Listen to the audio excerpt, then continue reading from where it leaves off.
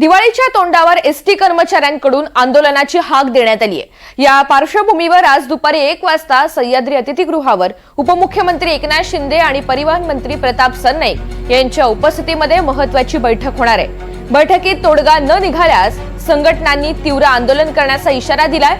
प्रवाशांच्या दृष्टीने ही बैठक अत्यंत निर्णायक ठरणार आहे। कर्मचाऱ्यांची वेतनवाढ, नियमितीकरण आणि सेवा सुरक्षेच्या मुद्द्यावर आवाज उठवत आंदोलनाचा इशारा देण्यात आलाय।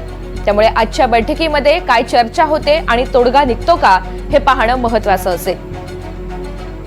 अधिकची माहिती जाणून घेऊया। जुई जाधव आपल्या सोबत आहेत। जुई, एसटी कर्मचाऱ्यांकडून आंदोलनाची हाक देण्यात आलेली आहे आणि त्या पार्श्वभूमीवर होणारी बैठक किती महत्त्वाची आहे?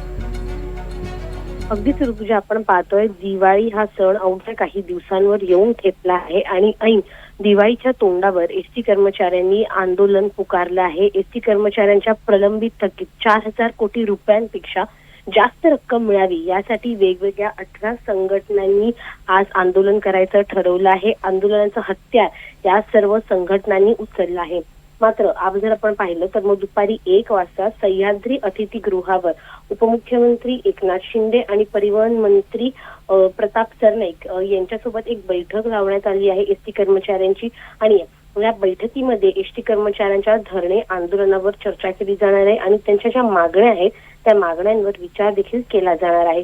मात्र जर तोडगा निघाला नाही या बैठकीमध्ये तर मग ऐन सणासुदीच्या काळातच एसटी कर्मचारी तीव्र आंदोलन करण्याची दाट शक्यता दिसून येत आहे। त्यामुळे आजचं हे आंदोलन आणि दुपारची बैठक हे अत्यंत महत्वाचं आहे, कारण का एसटी कर्मचाऱ्यांच्या मागण्या ह्या सगळ्यांनाच माहिती आहे की गेली अनेक वर्ष प्रलंबित आहेत, त्यांच्या मागण्या मान्य होत नाहीयेत आणि त्यामुळे आज पुन्हा एकदा आंदोलन करण्याचा पवित्रा यांनी उचलला आहे। परंतु दुपारच्या बैठकीमध्ये तोडगा निघतो काय, प्रकरण अजून पिघळतं हेच पाहणं महत्वाचं राहणार आहे। निश्चित जुई, धन्यवाद सविस्तर माहितीसाठी।